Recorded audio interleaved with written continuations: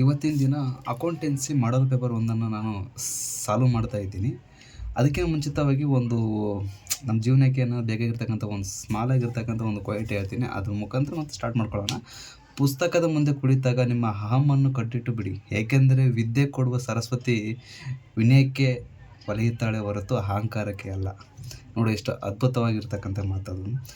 ಅದೇ ರೀತಿ ಬರ್ತಾ ಹೋಗೋಣ. ಪಾರ್ಟ್ ಎ ಸೆಕ್ಷನಲ್ಲಿ ಏನಿದೆ, choose the correct answer from the choose the given ಇಲ್ಲ. ಏನಪ್ಪ ಅಂದರೆ 4 ಆಪ್ಷನ್ ಕೊಟ್ಟಿರ್ತಾನೆ, ಅದರಲ್ಲಿ ಯಾವ್ದು ಬರುತ್ತೋ ಅದು ನಾವು ಆಯ್ಕೆ ಮಾಡ್ಕೋಬೇಕಾಗುತ್ತೆ. ಈಗೇನು ಇದರಲ್ಲಿ P and Q are partner sharing profit in ratio 3:1 R is admitted into partnership for 1/5 share. The sacrificing ratio of P and Q will be. ನೋಡಿ, ಇಲ್ಲಿರ್ತಕ್ಕಂಥದ್ದು ಏನು ಬಂದಾಗ ಪಿ ಮತ್ತು ಕ್ಯೂ ಇರ್ತಕ್ಕಂಥ ಪಾರ್ಟ್ನರ್ಸ್ ಅದಾರೆ. ಅವ್ರ ಜೊತೆಗೆ ಇನ್ನೊಬ್ಬನ ಯಾರು ಬರ್ತಾ ಇದ್ದಾರೆ, ಆರ್ ಅನ್ನೋ ಪಾರ್ಟ್ನರ್. ನಾನು ನಿಮ್ಮ ಜೊತೆ ಬರ್ತೀನಿ, ಸ್ವಲ್ಪ ಸೇರ್ಕೊಳ್ತೀನಿ ಬಿಸ್ನೆಸ್ ಮಾಡೋಕ್ಕೆ ಅಂತ ಬರ್ತದೆ. ನಾವು ನೋಡ್ತಾವನು. ಈಗ ಪಿ ಇರ್ತಕ್ಕಂಥ ರೇಷೋ ಎಷ್ಟಿದೆ, ನಮಗಿಲ್ಲಿ 3 ಇದೆ. ಕ್ಯೂ ಇರ್ತಕ್ಕಂಥ ರೇಷೋ ಎಷ್ಟಿದೆ, ನಮಗಿಲ್ಲಿ 1 ಇದೆ. ಈಗ ಏನು ಮಾಡೋಕ್ಕೀಗ 3 + 1 4 ಆಗುತ್ತೆ. ಹಾಗೆ 4 ಇಂಟು ಮತ್ತು ಇವ್ನು ರೇಷೋ ಎಷ್ಟು ತಗೊಂಬಂದಾನೆ, ಆರು ಇರ್ತಕ್ಕಂಥವು 1/5 ರೇಷೋ ತಗೊಂಬಂದಾನೆ. ಅದನ್ನ ಮುಂದೆ ಹಾಕೊಂಬಿಟ್ರೆ ಮುಗಿತಲ್ಲಿಗೆ. ಈಗ ಏನು ಮಾಡೋಕೆ 3 1 3, 4 5 20, 1 1 1, 4 5 20.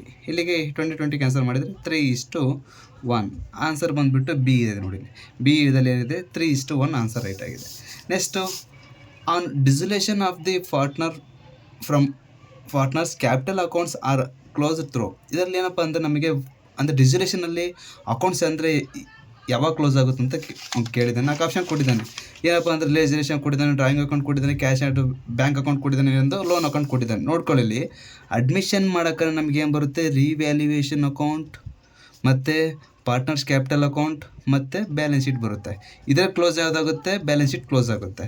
ಅದೇ ರೀತಿ ರಿಟೈರ್ಮೆಂಟಲ್ಲಿ ಏನಾಗುತ್ತೆ, revaluation account, partners capital account, balance sheet. ಇಲ್ಲಿ ಸೇಮ್ ಏನಾಗುತ್ತೆ, ಬ್ಯಾಲೆನ್ಸ್ ಶೀಟ್. ಏನು ಬರ್ತಾ ಹೋಗುತ್ತೆ, ನಾವಿಲ್ಲಿ ಡಿಸೊಲ್ಯೂಷನಲ್ಲಿ ಏನು ಬರುತ್ತೆ, ರಿಯಲೈಸೇಷನ್ ಅಕೌಂಟ್. ಏನ್ರಿ, realisation account, partners capital account, ಇನ್ನೊಂದು ಬರುತ್ತೆ cash or bank account. Option ಏನಿದೆ ನಮಗಿಲ್ಲಿ, ಕ್ಯಾಶ್ ಆರ್ ಬ್ಯಾಂಕ್ ಅಕೌಂಟ್. ಇಲ್ಲಿಗೆ ನಮಗೆ 2 ಕ್ವಶನ್ ಮುಗ್ತಾಯ. ಅದು 3ನೇ ಕ್ವಶನ್ ನೋಡ್ತಾ ಹೋಗೋಣ. The profit on reissue of forfeited shares is transfer to. ಅಂದರೆ ಇದರಲ್ಲಿ ಆಪ್ಷನ್ ಬಂದುಬಿಟ್ಟು ಜನರಲ್ ರಿಸರ್ವ್ ಇದೆ, ಕ್ಯಾಪಿಟಲ್ ರಿಡೆಂಪ್ಷನ್ ಶೇರ್ ಅಕೌಂಟ್ ಇದೆ, ಮತ್ತು ಕ್ಯಾಪಿಟಲ್ ರಿಸರ್ವ್ ಅಕೌಂಟ್ ಇದೆ, ಮತ್ತು ಇನ್ನೊಂದು ರೆವಿನ್ಯೂ ರಿಸರ್ವ್ ಅಕೌಂಟ್ ಇದೆ. ಇದರಲ್ಲಿ ಆನ್ಸರ್ ಬಂದುಬಿಟ್ಟು capital reserve account. Which of the following is show under the head fixed asset. ಇದರಲ್ಲಿ ನಮಗೆ ಮಂಡ್ಯ ಬಂದುಬಿಡೋಕ್ಕೂ ಫಿಕ್ಸ್ಡ್ ಅಸೆಟ್ ಯಾವುದಪ್ಪ ಅಂತ. ಇದರಲ್ಲಿ ಇದು ಇನ್ವೆಸ್ಟರೀಸ್ ಬರಲ್ಲ, ಕ್ಯಾಶ್ ಆ್ಯಂಡ್ ಕ್ಯಾಶ್ ಈಕ್ವಲೆಂಟ್ಸ್ ಬರಲ್ಲ, ಮತ್ತು ಟ್ರೇಡು ರೀಸೇಬಲ್ಸ್ ಬರಲ್ಲ. ನಮಗೇನು ಬರ್ತೋಗುತ್ತೆ ಆನ್ಸರ್ದಾಗ ಅಂದರೆ ಗುಡ್ ವಿಲ್ ಆನ್ಸರ್ ರೈಟ್.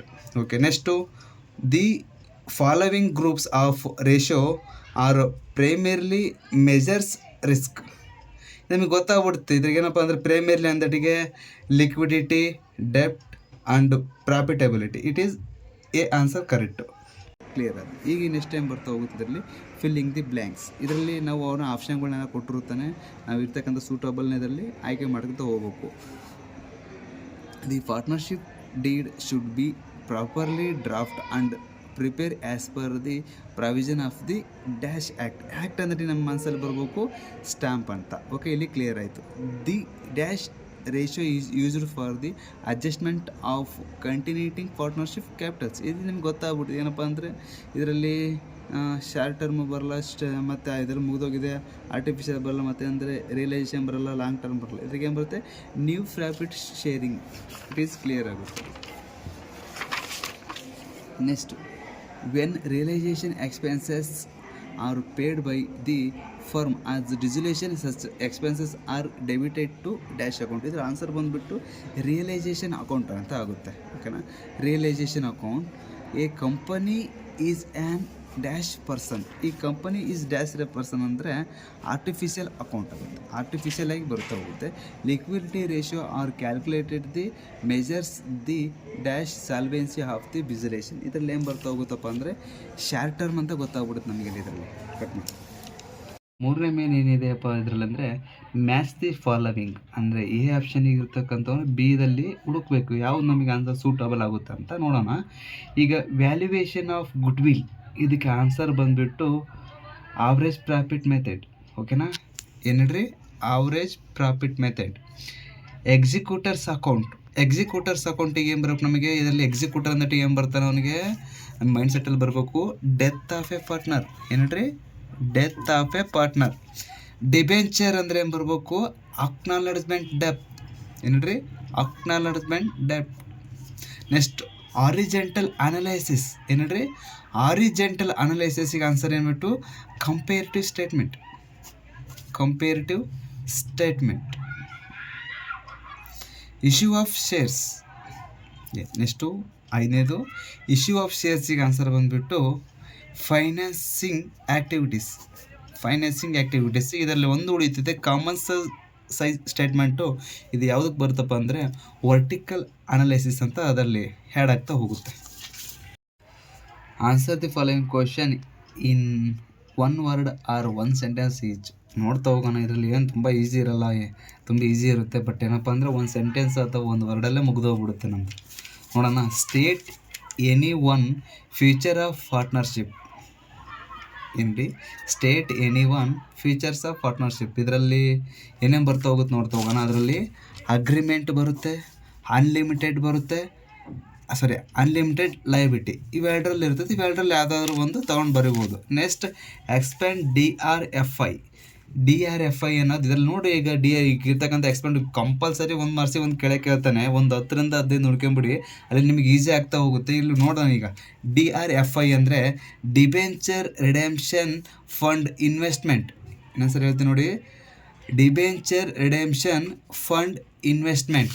ಇಲ್ಲಿಗೆ 2 ಕ್ವಶನ್ ಕ್ಲಿಯರ್ ಆಯಿತು. Give an example for non current asset. ಇದು ನಾನ್ ಕರೆಂಟ್ ಅಸೆಟ್ ಅಂದರೆ ಗೊತ್ತಾಗ್ಬಿಡುತ್ತೆ ನಮ್ಮ ಮೈಂಡ್ ಸೆಟ್ಟಲ್ಲಿ ಏನು ಬರುತ್ತೆ. ನಾನ್ ಕರೆಂಟ್ ಅಸೆಟ್ ಅಂದರೆ ಫಿಕ್ಸ್ಡ್ ಅಸೆಟ್ ಅಂತ ತಗೊಂಬಿಡಿ. ಫಿಕ್ಸ್ಡ್ ಅಸೆಟ್ ಅಂದರೆ ಬರುತ್ತೆ ಲ್ಯಾಂಡ್, ಬಿಲ್ಡಿಂಗ್, ಮಷಿನರಿ ಎಕ್ಸೆಟ್ರಾ. ಸಾಕು. ಇದರಲ್ಲಿ ನಮಗೆ ಎನಿ ಒನ್ ಕೇಳಿದಾನೆ, ಒಂದು ಯಾವುದಾದ್ರು ಬರಿಬೋದು. ಸರಿನಾ. Next state any one user of financial statement analysis. ಇದರಲ್ಲಿ ಯಾವುದಾದ್ರು ಒಂದು ಇರ್ತಕ್ಕಂಥವು ಏನಾದ್ರು ಇನ್ವೆಸ್ಟರ್ಸ್ ಅಂದರೆ ಆನ್ಸರ್ ಬಂದುಬಿಟ್ಟು ಇನ್ವೆಸ್ಟರ್ಸ್. ಏನು ಹೇಳಿ, ಇನ್ವೆಸ್ಟರ್ಸ್ ಆನ್ಸರ್ ಮಾಡ್ಕೊಳ್ಳಿ. Next dividend paid is an investing activities. ಇದೇನಪ್ಪ ಅಂದರೆ ಟ್ರೂ ಆರ್ ಫಾಲ್ಸ್ ಅಂತ ಕೇಳಿದಾನೆ. ಆನ್ಸರ್ ಬಂದುಬಿಟ್ಟು ಫಾಲ್ಸ್. 5ನೇ ಮೇನು ಆನ್ಸರ್ ಏನೈತ್ರಿ question. Each question carries 2 marks. ಅಂದರೆ ಒಂದೊಂದು ಕ್ವಶನ್ನು 2 ಮಾರ್ಕ್ಸಿಗೆ ಇರ್ತವೆ. ನೋಡ್ತಾ ಹೋಗೋಣ. ಇದ್ರ ಏನೇನು ಕೊಟ್ಟಿದ್ದಪ್ಪ.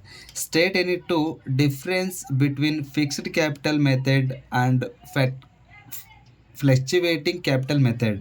ಇವೆರಡರಲ್ಲಿ ಇರ್ತಕ್ಕಂಥ ಡಿಫ್ರೆನ್ಸ್ ಬಿಟ್ವೀನ್ ಬರೀ ಕೇಳಿದಾನೆ. ನೋಡಿ, ಇಲ್ಲಿ ಯಾವುದು ಕ್ಲಿಯರ್ ಮಾಡ್ಕೋಬೋದು. ನೀವು ಕಲ್ತಿರ್ತಕ್ಕಂಥ ಇದರಲ್ಲಿ 1 ಮಾರ್ಕ್ಸಿಗೆ ಅಂದರೆ ಕಲೆ ಕೇಳಿದ್ದಲ್ಲ ನಾನು, ಅವು ನೋಡ್ಕೋಬೇಕಂದು ಏನಪ್ಪ ಅಂದರೆ ಈಗ ಮೀನಿಂಗ್ ಕಲ್ತಿರ್ತೀರ, ಮೀನಿಂಗ್ ಬರೆದ್ಬಿಟ್ರೆ 2 ಮಾರ್ಕ್ಸ್ ಬಂದೋಗ್ಬಿಡುತ್ತೆ. ಇನ್ನು ನೋಡ್ಕೊಳ್ಳಿ ಏನಿದೆ, ಫಿಕ್ಸ್ಡ್ ಕ್ಯಾಪಿಟಲ್ ಮೆಥಡ್. ಅಂದರೆ ಫಿಕ್ಸ್ಡ್ ಕ್ಯಾಪಿಟಲ್ ಮೆಥಡ್ ಮೀನಿಂಗ್ ಬರೆದ ಸಾಕು. Fixed capital method is a method under which the capitals of the partners shall remain fixed year after year. ಇಲ್ಲಿಗೆ ಇಷ್ಟು ಬರೆದ್ಬಿಟ್ರೆ ಕ್ಲಿಯರ್ ಆಗುತ್ತೆ. ನೆಕ್ಸ್ಟ್ ಫ್ಲಕ್ಚುವೇಟಿಂಗ್ ಕ್ಯಾಪಿಟಲ್ ಮೆಥಡ್, ಅದಕ್ಕೆ meaning ಬರೀ. Fluctuating capital method is a method under which the capitals of the partners remain change year to year. ಇಷ್ಟು ಬರೆದುಬಿಟ್ರೆ ನಮಗಿಲ್ಲಿ difference ಅಂದರೆ ಕ್ಲಿಯರ್ ಆಗಿಬಿಡುತ್ತೆ. ನೆಕ್ಸ್ಟ್ ಕ್ವಶನ್ ನೋಡ್ತಾ ಹೋಗೋಣ. Give the journal entry to close revaluation account when there is loss at the time of retirement of a partner. ಇದರಲ್ಲಿ ಏನಪ್ಪ ನಾವಿಲ್ಲಿಗೆ journal entry ನಾವಿಲ್ಲಿ ನೋಡಬೇಕಾಗುತ್ತೆ. ಏನಂದರೆ ಜರ್ನಲ್ ಎಂಟ್ರಿ ನೋಡಬೇಕಾಗುತ್ತೆ. ಅವಾಗ ಏನು ಮಾಡ್ತಾ ಹೋಗ್ಬೇಕಂತ, ಆಲ್ ಪಾರ್ಟ್ನರ್ಸ್ ಕ್ಯಾಪಿಟಲ್ ಅಕೌಂಟ್ ಡೆಟರ್ ಟು ರಿವ್ಯಾಲ್ಯೂಯೇಷನ್ ಅಕೌಂಟ್. ಏನಂದರೆ ಆಲ್ ಪಾರ್ಟ್ನರ್ಸ್ ಅಕೌಂಟ್ ಡೆಟರ್ ಟು ರಿವ್ಯಾಲ್ಯೂಯೇಷನ್ ಅಕೌಂಟ್. ನರೇಶ್ ಏನು ಬರೀಬೇಕಪ್ಪ ಅಂದರೆ being loss on revaluation transfer to all partners account. Being loss on revaluation transfer to all partners account. ಇಲ್ಲಿಗೆ clear ಆಯಿತು. ಇದು 18ನೇ question. Name any two categories of share capital. ಇದರಲ್ಲಿ ಒಂದು 5 ಇರ್ತವೆ. ಅದರಲ್ಲಿ ನೀವು ಯಾವುದಾದ್ರು ಒಂದು 2 ಬರೆದ್ರೆ ಕ್ಲಿಯರ್ ಆಗುತ್ತೆ. ಎನಿ ಟು ಕೇಳಿದನಲ್ಲ, ಹಾಗಾಗಿ 2 ಬರುತ್ತೆ. Authorised capital, issued capital, subscribed capital, card up capital, paid up capital, ಇದರಲ್ಲಿ ಯಾವುದಾದ್ರೂ ಎನಿ ಟು ಬರೆದ್ಬಿಟ್ರೆ ನಿಮಗೆ 2 ಮಾರ್ಕ್ಸು ಅಂದರೆ ಸಂಪೂರ್ಣವಾಗಿ ಸಿಗ್ತಾ ಹೋಗುತ್ತೆ ನಿಮಗೆ. Next, write any 2 objectives of financial statement. ಏನಂದ್ರಿ, write any 2 objective of financial statement. ಇದರಲ್ಲಿ ನೋಡ್ತಾ ಹೋಗೋಣ ಯಾವಾಗ ಬರ್ತಾ ಹೋಗುತ್ತಂತ.